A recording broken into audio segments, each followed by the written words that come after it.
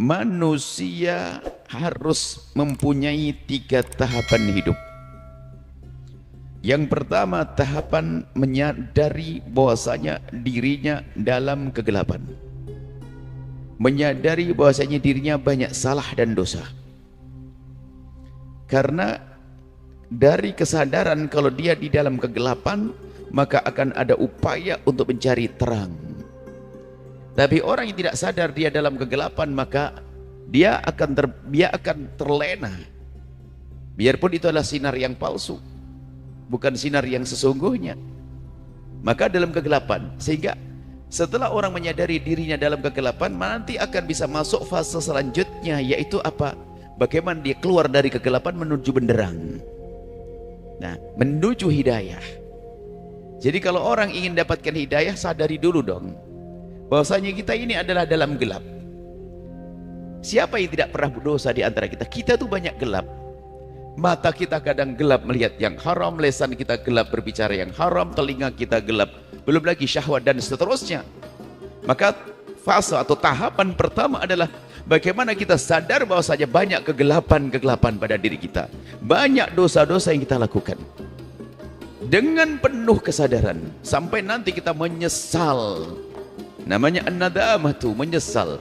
Kalau sudah orang merasa bahwasanya gelap ini membahayakan dia, maka dia akan pergi ke tempat benderang agar dia terbebas daripada petaka-petaka yang terjadi karena kegelapan. Nah ini, setelah nanti orang masuk deras ke benderang, artinya sudah mendapatkan hidayah, lalu dia menjadi orang baik, ternyata belum cukup. Ada fase, setelah fase kedua, fase menemukan hidayah, menemukan petunjuk, nanti ada fase selanjutnya, yaitu fase mengajak kepada kebaikan. Harus masuk fase selanjutnya. Dan tidak sah kita masuk fase yang ketiga langsung mengajak orang kepada kebaikan, tapi dia tidak sadar kalau dia di dalam kegelapan. Makanya sekarang kita harus memasuki fase yang pertama, langkah yang pertama, yaitu bagaimana kita menyadari kekurangan kita, menyadari dosa kita. Dan menyadari dosa ini penting, perlu namanya tafakur. Nanti ada dosa, kalau sudah dosa urusannya hukuman dari Allah. Kalau orang berdosa hukumannya adalah, kalau urusan dengan dosa, nanti urusannya adalah dengan hukuman dari Allah, murka Allah.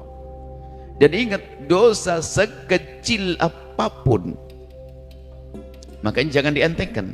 Sekecil apapun dosa seorang hamba, kalau belum diampuni oleh Allah, akan tampak sebagai siksa nanti setelah kehidupan di dunia ini. Siksa di alam barzah muqaddimahnya. Jika belum tuntas akan diselesaikan nanti di saat berada di neraka. Dosa sekecil apapun, kalau belum diampuni oleh Allah, akan tampak sebagai dosa. Apalagi dosa gede. Dan ingat, sebesar apapun dosa seorang hamba, hamba yang berdosa, dengar, yang pernah berdosa, hamba Allah, sebesar apapun dosa seorang hamba, kalau dia serius memohon ampun kepada Allah, pengampunan Allah lebih agung dari dosa seorang hamba. Sehingga majlis ini adalah majlis tidak boleh meremehkan dosa sekecil apapun. Sekecil apapun. Dan mari kita terus lihat diri kita sendiri. Di hari-hari yang lalu, apa yang telah kita pandang, kita lihat, apa yang telah kita ucapkan. Dan kita harus terus. Dan jadikan ini nanti kebiasaan, setiap malam Anda punya waktu untuk merenung, untuk membaca diri Anda. Apakah dosa apa saja yang pernah kita lakukan? Sampai Anda sampai kepada sadar, oh itu dosa, mataku melihat yang haram di tempat itu. Di tempat keramaian di alam nyata aku melihat yang haram, atau di alam nyata mataku melihat yang haram. Renungan ini. Sebab kalau tidak ada renungan, tidak akan ada penyesalan. Sebab yang namanya tobat yang akan diampuni oleh Allah, tobat yang sejati itu syaratnya harus ada penyesalan. Orang menyesal akan sebuah dosa, baru itu namanya tobat. An-nadamatu at-taubatu. At-taubatu an-nadamatu. Kata Nabi, yang namanya tobat adalah penyesalan. Jadi untuk mendapatkan pengampunan dari Allah yang maha agung, pengampunan yang agung dari zat yang maha agung, Allah Jalla Jalaluh, adalah harus ada tobat. Dan tobat syaratnya penyesalan. sebesar apapun dosa seorang hamba akan diampuni oleh Allah asalkan dia bertobat. Karena Allah sudah berjanji, kalau seorang hambaku bertobat, aku akan ampuni. Maka Allah menamakan dia dengan At-Tawwab, yang maha memberi taubat. Al-Ghaffar, yang maha memberi pengampunan. Untuk sampai kepada tobat, seorang harus menyesal. Dan untuk bisa menyesal ini perlu kita merenungi dosa. Kalau kita tidak pernah mencoba merenungi dosa, tidak akan sampai kepada penyesalan. Kalau kita tidak menyesal, maka belum bertobat. Maka syarat untuk bisa menjadi orang yang diampuni oleh Allah, menghadirkan renungan yang dalam. Perlu kita lacak, makanya kita merenungi urusan kita. Nanti kita sambung urusan dengan suami, urusan dengan istri, urusan dengan orang tua. Ini kita bahas nanti. Sampai kita dengan penuh kesadaran bahwasanya aku telah banyak dosa. Aku telah banyak dosa di hadapan Allah. Maka saat itu menengadahkan tangan, ini menengadahkan tangan yang benar dengan penuh penyesalan. Lalu dia berucap, astaghfirullah, astaghfiruka, astaghfiruka, aku mohon ampun kepadamu ya Allah. Memohon ampunnya itu benar karena dia menyadari akan dosanya. Nah ini, maka dari itu ayo kita melacak apa yang pernah kita lakukan dari dosa-dosa kita. Di saat Anda sendiri, bukan saat ini singkat sekali saat ini. Nanti di saat setiap malam Anda harus punya waktu untuk merenungi diri Anda dengan Allah, untuk mendapatkan gelar kemuliaan menjadi ahli surga. Ahli surga, di surga itu, wahai hamba Allah, di surga itu bukan saja orang-orang yang kerjaannya hanya baik dan baik seperti para nabi. Ternyata di surga juga ada pendosa. Pendosa seperti apakah disebutkan, wasari'u ila maghfirratin min rabbikum wa jannatin 'arduhas samawati wal 'ardu 'iddat lil muttaqin. Bergegaslah kalian, hei orang-orang yang beruntung menuju surga, bergegaslah kalian menuju surga dan menuju pengampunan dari Allah, untuk mendapatkan surga yang telah disiapkan untuk orang-orang yang bertakwa. Lah orang bertakwa mendapatkan surga. Lalu seperti apakah orang bertakwa? Ya disebutkan di situ, alladzina yunfikuna fis sarra'i wad dharri wal kadhimina al ghaidha wal 'afina 'anil nasi wallahu yuhibbul muhsinin. Ya, itu orang berbuat baik ya. Cuma di belakang ayat selanjutnya bunyinya, walladzina idza fa'alu fahishatan. Dan ternyata ahli surga adalah mereka yang melakukan kekejian, orang yang melakukan dosa. Orang melakukan dosa. Jangan berhenti sampai di sini. Walladzina idza fa'alu fahishatan dzakarullaha, ingat Allah, wastaghfaru lidzunubihim, segera memohon. Ingat ini kan sadar, merenung, ingat bahasanya aku dosa, jika tidak diampuni oleh Allah aku akan dihukum, baru memohon ampun kepada Allah. Dan dia sadar, wa may yaghfiru dzunuba illallah, tidak ada yang mengampuni dosa kecuali Allah. Ini makanya kita punya peluang besar, dengan catatan jangan menunda taubat. Tidak usah esok hari, jangan-jangan esok bukan hari kita. Tak-taunya sudah mati malam ini, semoga panjang umur semuanya. Kita tidak bisa menjamin hidup sampai esok hari. Maka jangan biasa menunda tobat. Selagi bisa hari ini, kenapa? Uang membersihkan diri kok nunda esok. Dan jadikan ini nanti kebiasaan setiap malam kita untuk merenung. Anda punya waktu di tengah malam sebelum tidur, waktu tahajud atau kapanpun, sejenak Anda merenungi urusan diri Anda dengan Allah. Mata ini melihat apa tadi, telinga dengar apa tadi, mulut berucap apa tadi. Merenung sampai kita sadar bahasanya mulutku telah bersalah, mataku pernah berdosa, lalu menengadahkan tangan, mohon Allah ampuni dosa mataku ya Allah, dosa telingaku ya Allah, termasuk dosa besar. Kalau dosa kecil perundungan dalam, kalau dosa besar sebetulnya gampang ingat, cuman kadang dia tidak sadar bahasanya hukumannya daripada Allah adalah besar. Dan kami ingatkan siapapun yang pernah melakukan dosa besar, Allah Maha Pengampun dengan syarat bergegas, jangan nunda esok hari. Hamba Allah yang pernah masuk urusan judi, jangan main-main, jangan sampai meninggal sebelum diampuni dosa-dosa judi. Dosa besar berjudi, dosa besar. Dosa besar, kalau sudah dosa besar hukumannya ya besar di hadapan Allah. Yang pernah masuk perjudian segera bergegaslah menuju pengampunan dari Allah, berhenti dan tobat. Allah Maha Pengampun. Jangan terus larut dalam perjudian. Apalagi judi hari ini, Masya Allah, ada judi secara langsung, ada judi online. Bisa jadi kalau orang tidak merenung bisa saja berjudinya di mana. Berjudinya waktu setelah tahajudan di atas sajadahnya megang handphone judi online. Bisa jadi seperti itu. Dia tertipu. Hati-hati, judi haram. Takutlah kepada Allah. Kalau mati saat itu biarpun di atas sajadah tampak dia husnul khotimah, tapi su'ul khotimah dia, petaka dia, celaka dia. Kenapa dia melakukan dosa? Maka bergegaslah mohon ampun kepada Allah. Yang berurusan dengan judi, belum lagi hukuman di dunia akan Allah berikan. Yang biasa urusan dengan judi, Allah akan porandakan urusan keluarga, urusan dunianya. Judi termasuk di antara minuman keras. Yang pernah minum minuman keras, takutlah kepada Allah. Jadikan malam ini malam terakhir kita dengan urusan minuman keras atau yang serupa yang menjadikan akal kita rusak. Dosa besar di hadapan Allah. Dan masih banyak dosa-dosa yang berurusan dengan riba. Takutlah kepada Allah. Yang makan riba hukumannya besar di hadapan Allah. Riba, jangan cari pembenar dengan riba yang pernah kita lakukan. Alangkah indahnya insyaf, menyadari karena kita sadar bahwasanya Allah Maha Pengampun. Tinggal mohon ampun kepada Allah, minta untuk dientaskan dari riba. Mungkin ada di antara kita yang masih dalam kubang riba yang sangat susah kita untuk keluar.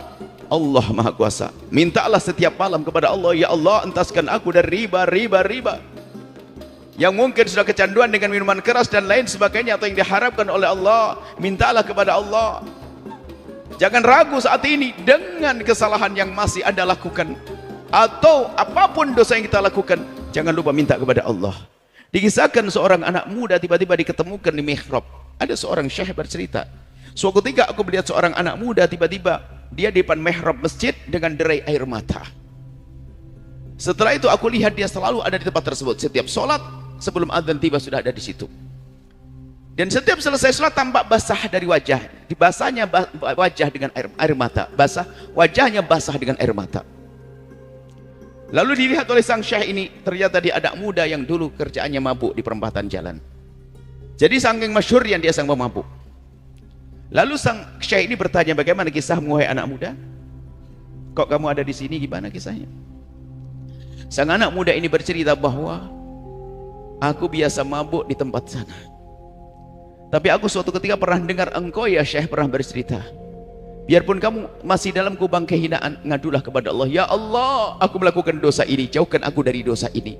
Aku mabuk waktu itu, tapi aku ingat omonganmu, lalu aku minta, ya Allah, jauhkan aku dari mabuk ini ya Allah. Hanya engkau bisa menolongku untuk meninggalkan mabuk ini ya Allah. Aku minta tolong ya Allah, jauhkan dari mabuk. Sementara aku waktu itu baru mabuk. Setelah mabuk aku sadar minta, dan begitu tiba-tiba suatu ketika Allah bawa aku ke sini, dan setelah itu aku tidak lagi mabuk lagi.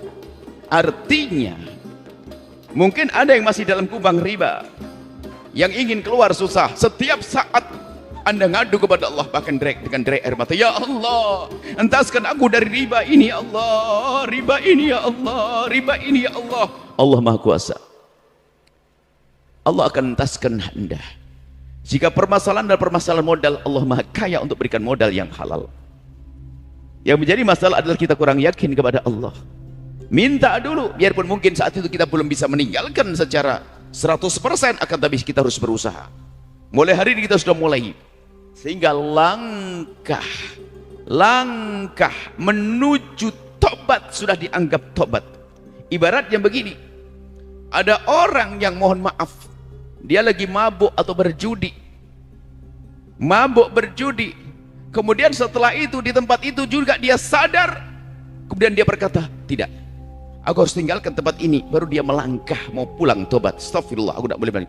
Baru melangkah satu langkah dicabut nyawanya oleh Allah, sudah diampuni. Kenapa? Sudah masuk langkah tobat seperti orang sudah bertobat. Selangkah menuju tobat sudah merupakan tobat. Maka jangan ragu untuk melangkah menuju tobat. Siapapun Anda yang masih berurusan dengan riba, ayo kita coba besok hari. Kita sudah bahas dengan istri. Bagaimana aku mengentaskan diriku dari riba, terus didiskusikan. Bisa jadi minggu depan sudah selesai, atau mungkin ada yang tahun depan. Kalau tahun depan berarti tangis Anda sepanjang tahun ini, mungkin 3 tahun berikutnya. Yang jelas kita harus merenungi. Ingat, merenung Allah Maha Kuasa. Mungkin ada orang yang punya banyak kedoliman. Ketahuilah kalau bicara kedoliman, ada orang yang sangat dolim pada waktu itu. Tapi setelah mendapatkan hidayah menjadi orang yang sangat luar biasa. Khalid bin Walid, kezalimannya adalah dia memusuhi kaum muslimin, memukul mundur kaum muslimin di perang Uhud. Sayyidina Umar bin Khattab sebelum masuk Islam bagaimana? Dengan kejahatannya yang targetnya memenggal leher baginda Nabi SAW. Apakah ada dosa lebih keji dari ini semuanya? Apakah ada dosa dari hamba hari ini yang lebih daripada dosanya Sayyidina Umar dan Khalid bin Walid? Tidak ada. Akan tapi lihat, kalau sudah Allah mengangkat seorang Khalid menjadi panglima dahsyat dalam Islam, Umar bin Khattab seorang khalifah yang dahsyat dalam Islam. Makanya jangan ragu kepada Allah, bergegaslah, jangan menyerah lalu berkata nggak mungkin, Allah yang maha kuasa. Siapa ngira Khalid bin Walid tiba-tiba datang masuk Islam? Siapa ngira Umar bin Khattab tiba-tiba datang masuk Islam? Mudah bagi Allah untuk mengangkat anda, hai hamba Allah. Ya, menjadi masalah kita tidak berpegang kepada Allah, maka Allah tidak akan beri kepada kita pertolongan. Malam ini ayo kita merenungi. Yang biasa urusan dengan riba, bergegaslah menuju Allah, melangkah menuju tobat, dan jangan menunggu nanti, takut nanti kita adalah nanti yang terlambat, keburu mati kita. Ada lagi dosa yang lainnya, masih banyak dosa yang lainnya, yang sering meninggalkan sholat, satu sholat saja cukup masuk neraka, apalagi sholat. Ingat, hai hamba Allah, Allah maha kasih, Allah maha pengampun, bergegaslah menuju Allah, jangan menunda-nunda. Hei yang ada di sana dan di sana yang sering meninggalkan sholat, takutlah kepada Allah dan sadari bahwa di saat anda susah melakukan sholat, sesungguhnya anda adalah orang yang tidak disayang oleh Allah. Kenapa? Karena sholat itu sebetulnya kan pekerjaan sangat mudah. Sholat itu mudah, sholat itu sangat mudah. Coba kalau seorang hamba tidak dikehendaki oleh Allah melakukan kebaikan yang namanya sholat, biarpun dia bisa angkat besi berkilo-kilo, berdiri berjam-jam, olahraga mungkin berlari bisa berkilo-kilo, belum tentu dia melakukan sholat bisa. Padahal kalau kita lihat sholat ngapain sih? Dia berdiri, tidak menjinjing apapun di tangannya, tidak ada beban di atas kepalanya dan pundaknya. Lihat, dia hanya kosongan lalu bertakbir Allahu Akbar. Bahkan kalau kita lihat gerakannya pun juga mirip gerakan olahraga, ada rukuk, ada sujud dan seterusnya. Tapi kalau tidak dipilih oleh Allah, nggak akan mampu melakukan sholat. Sehingga sholat ini adalah dahsyat pilihan Allah. Maka kalau anda merasa bahwasanya anda susah sholat, hati-hati, jangan-jangan anda memang dijauhkan dari rahmat Allah. Maka malam ini bergegaslah menuju sholat, jangan sampai ada yang meninggalkan sholat. Adapun masa lalu anda yang banyak meninggalkan sholat, Allah maha pengampun, bergegaslah mohon ampun. Kalau sudah Allah mengampuni dosa anda, ingat seperti tidak pernah punya dosa. Tapi syaratnya segera bergegas menuju Allah. Yang sering melakukan sholat, dan sholat adalah sangat mudah. Kalau ada orang tidak bisa sholat, itu yang salah gurunya. Sholat ia dianjurkan berjamaah sebisa mungkin dalam madhab kita. Kalau ternyata belum bisa berjamaah, tapi paling penting jangan meninggalkan sholat. Jangan meninggalkan sholat, waktunya sudah jelas terbentang. Kalau duhur sampai masuk asar, panjang waktunya. Dan dimanapun anda berada bisa sholat. Kita sampaikan cara berwudu yang gampang, menutup aurat begini saja. Ibu-ibu pakai mukena, tidak harus pakai mukena sholat. Dipermudah sholat bisa saja dimanapun, di tengah sawah, di sampah, di hamparan sawah, di kebun, di bengkel yang penuh dengan oli suci, oli tidak najis, dan sebagainya. Pabrik semen tidak najis, debu tidak najis, lumpur tidak najis. Tidak ada orang tidak bisa sholat setelah ini. Jangan ada yang meninggalkan sholat, ya hamba Allah. Lihat urusanmu dengan Allah. Lagi jualan dahsyat di tengah pasar supaya tidak ketinggalan duhur, langsung berdiri di atas dagangan sayurnya. Orang terkagum, ini hebat banget ini orang ini. Sholat 4 rakaat duhur di atas plastik atau bahkan di atas tanah. Jangan ada yang meninggalkan sholat. Apalagi dosa-dosa kepada Allah.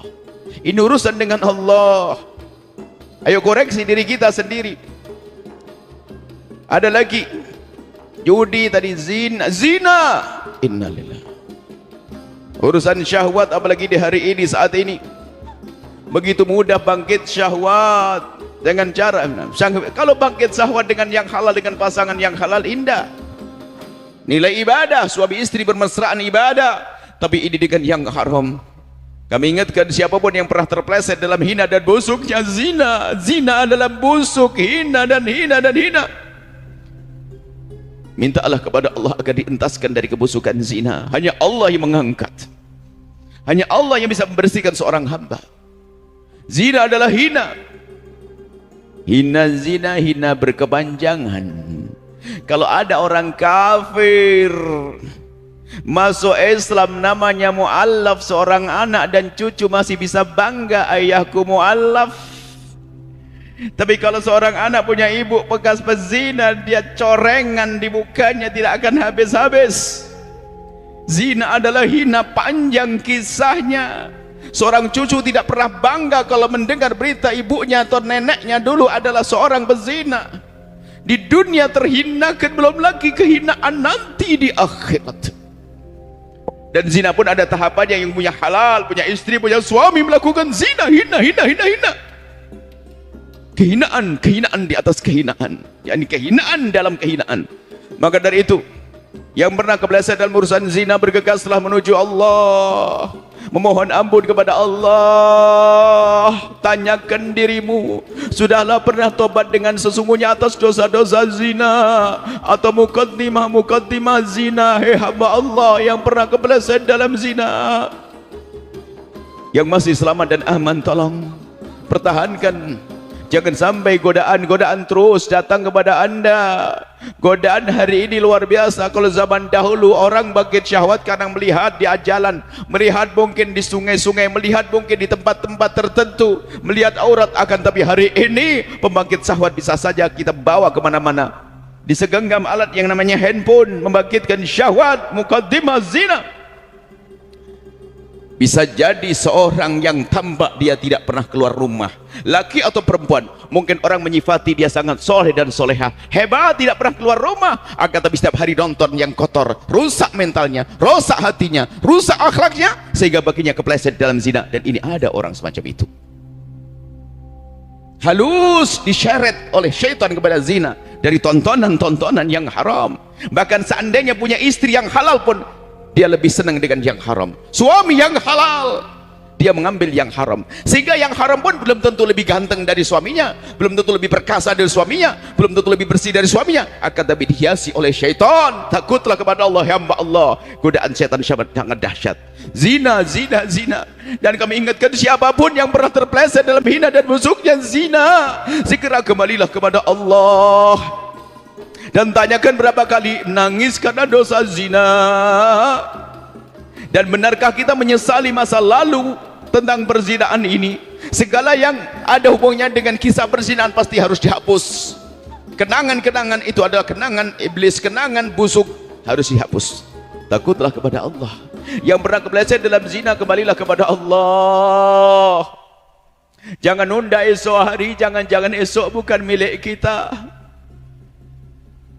Ini urusan zina. Dan jagalah mata, jaga mata, karena dari sinilah perzinaan terjadi. Gak ada orang berzina itu langsung ketemu, itu gak, dari pandangan dulu, kemudian ucapan. Gak ada orang bertemu yuk zina, gak ada. Dari obrolan yang semula obrolan bisnis, obrolan curhat lawan jenis, dari curhat menuju ke arah syahwat, sehingga kepleset. Atau hanya sekedar iseng, dari iseng zina, hina di dunia dan di akhirat. Takutlah kepada Allah, hai hamba Allah yang pernah kepleset dalam zina, segera kembali kepada Allah. Kalau anda serius kembali kepada Allah, bertobat, menyesali dosa tersebut, ingat Allah Maha Pengampun, at-taibu minadz-dzambi kaman la dzambalah. Orang bertobat dari dosa seperti orang tidak pernah punya dosa. Takutlah kepada Allah, hai hamba Allah. Allah Maha Kasih, Allah Maha Pengampun. Kemudian setelah itu, dari dosa-dosa kepada Allah, ingat, dosa kepada Allah bukan dosa kepada manusia. Dosa kepada Allah adalah ditutup. Tutuplah urusan kita dengan Allah dari mata manusia. Nggak perlu kita bercerita tentang dosa-dosa kita kepada Allah. Bahkan tanda tobatmu itu diterima adalah pandaimu dalam menutup urusan dosamu kepada Allah dari mata manusia. Jangan ceritakan urusan dosamu kepada Allah dengan manusia. Kalau sudah cerita dengan manusia, ingat manusia tidak bisa mengampuni dosa kepada Allah. Yang ada manusia merendahkan.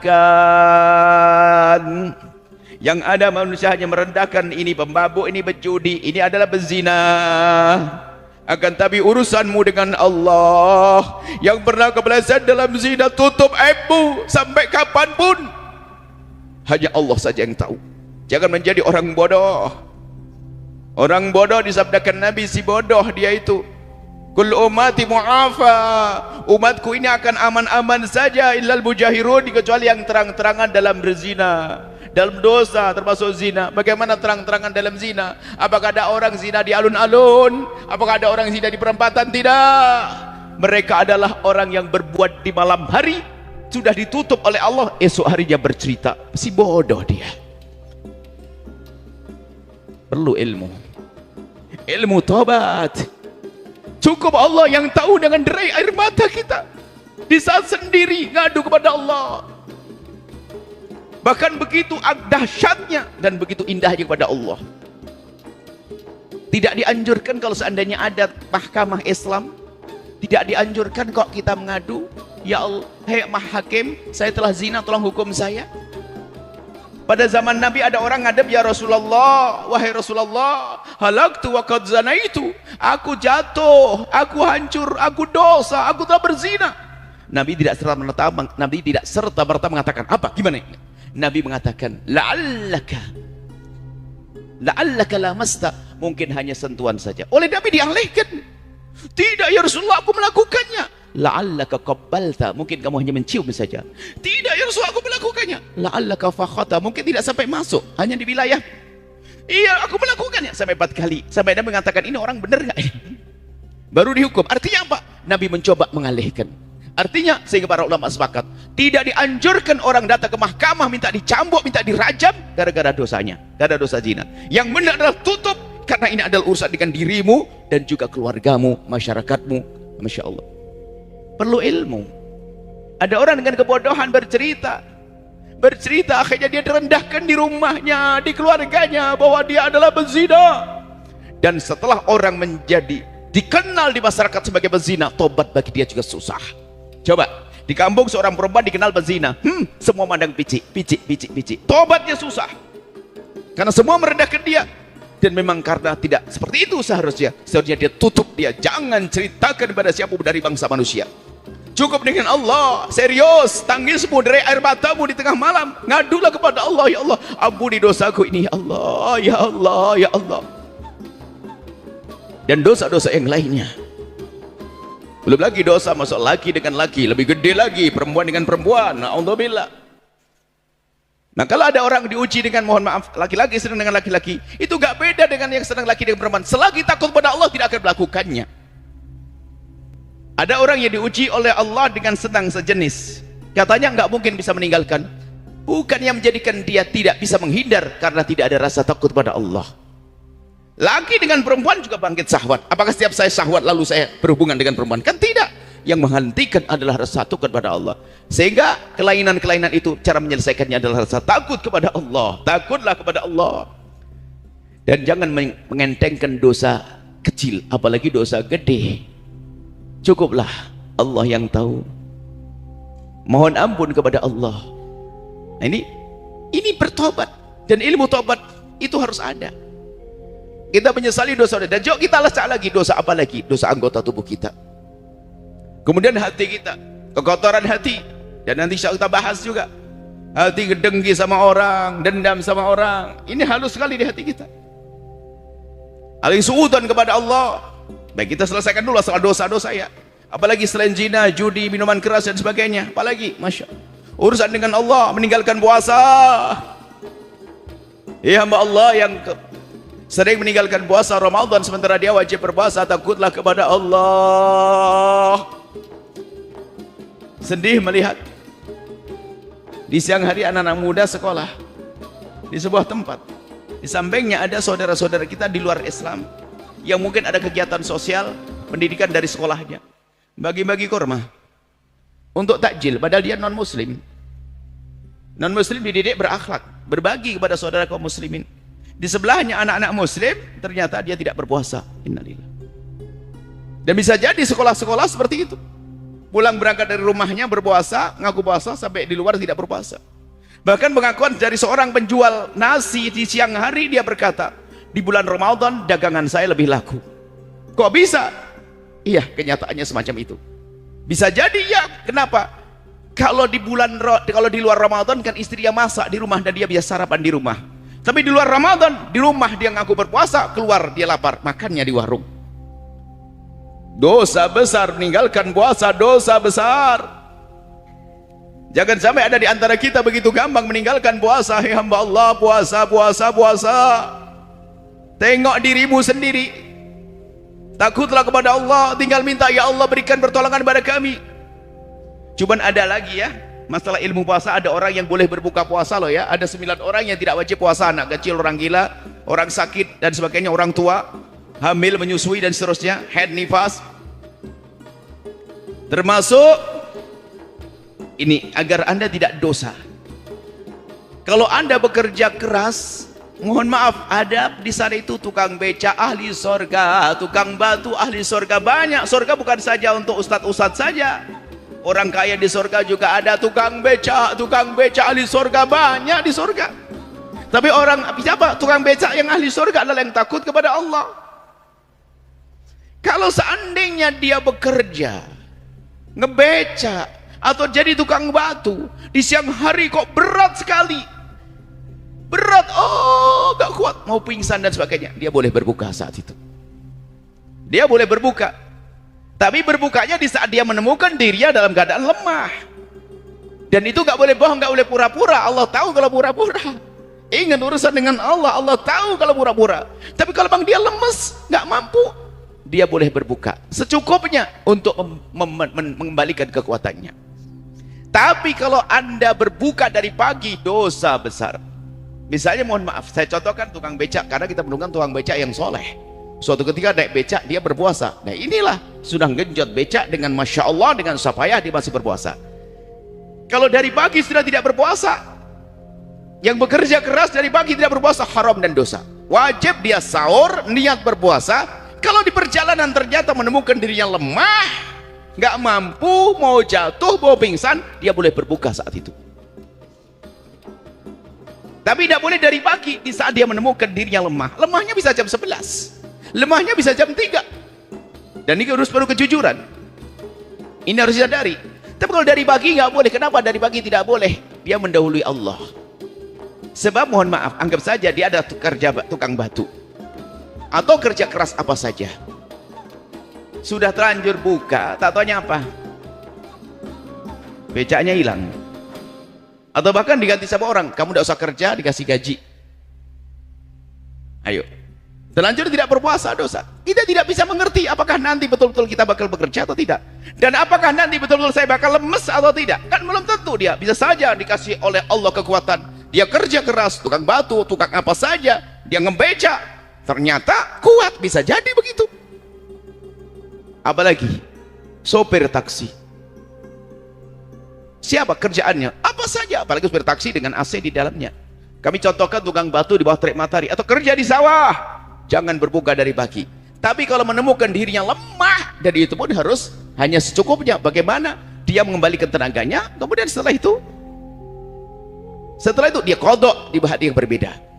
Bukan seenaknya makan setelah itu, tidak, hanya untuk bagaimana dia terbebas daripada bahaya yang akan menimpanya. Nah, yang meninggalkan puasa ini harus ada ilmunya, bos, supaya tidak, karena jangan sampai tukang batu dari pagi tidak berpuasa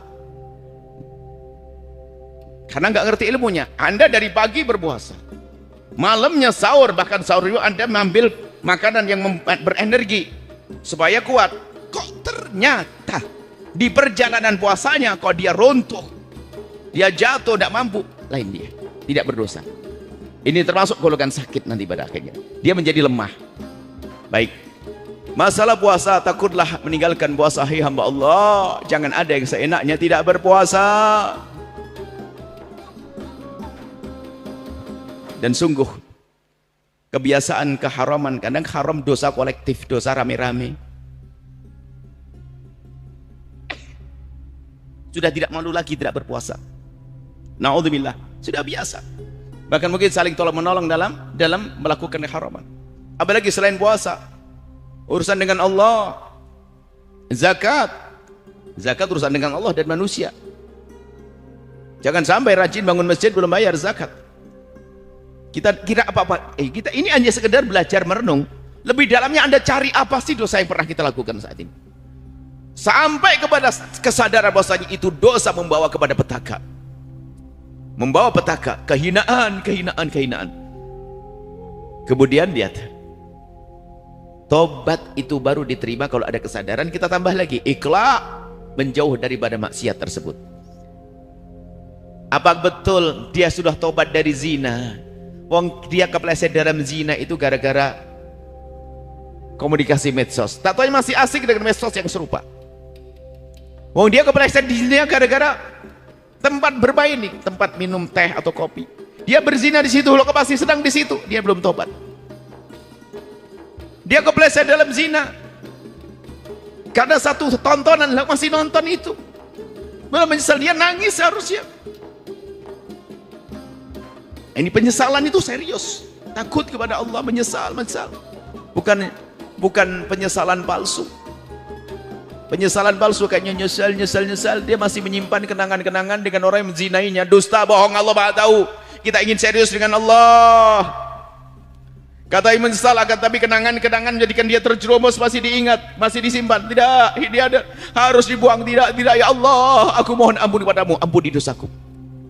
Dan setelah itu sadari bahwasanya kalau Anda serius, at-taibu minadz-dzambi kaman la dzambalah, orang bertobat dari dosa seperti tidak pernah dosa. Mungkin dia adalah masa lalu dia pemabuk besar, setelah Allah ampuni dahsyat, diampuni oleh Allah selesai. Mungkin dia berjudi besar online. Kalau tadi bicara riba, ternyata riba saat ini yang masya Allah, naudzubillah, riba dengan apa, pinjaman online. Subhanallah. Lihat, kalau orang sudah urusan dengan itu keras hatinya, karena keharaman riba yang dimakan, tersiksa, nyungsep. Kami mendengar informasi tidak tahu berapa perputaran pinjaman online itu. Artinya berapa banyak anak-anak bangsa ini atau umat Nabi Muhammad yang terperangkap dalam riba yang dahsyat ini, dan dia tidak sadar.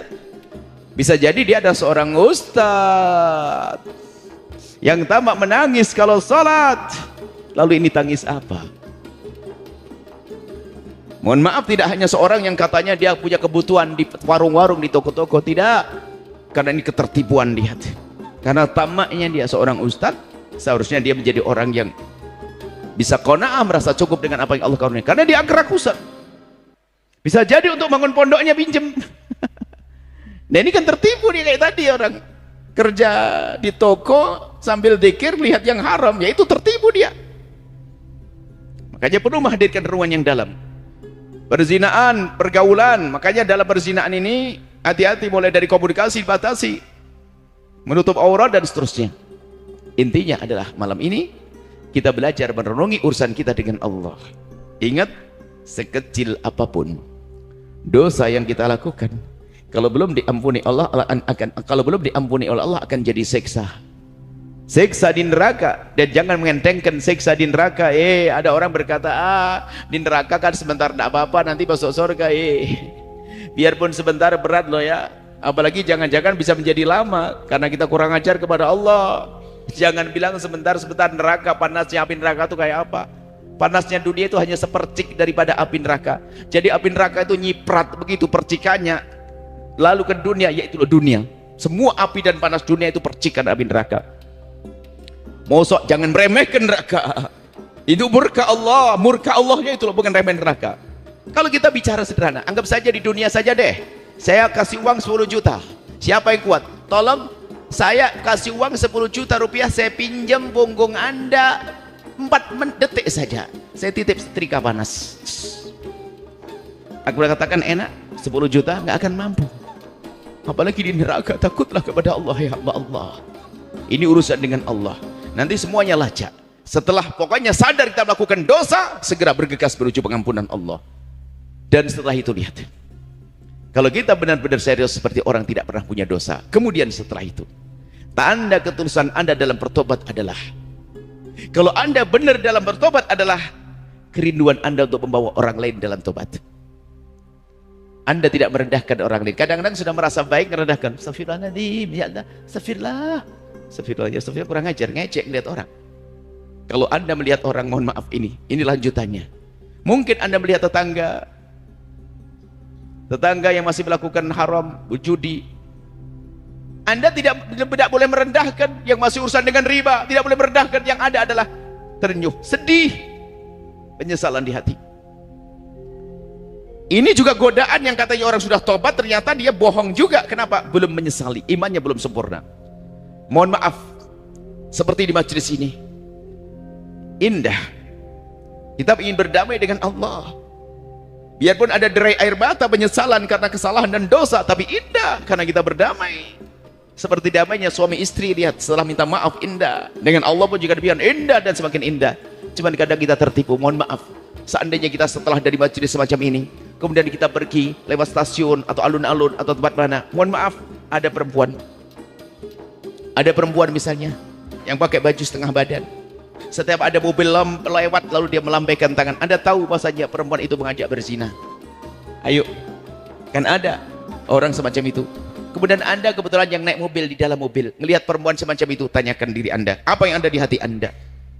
Bisa jadi memang Anda orang soleh, orang baik, hebat, berada di majelis, suka nangis di majelis. Di saat melihat perempuan semacam itu, mungkin Anda termasuk orang yang berkata begini, ih kasihan malam-malam, astagfirullah, astagfirullah, astagfirullah.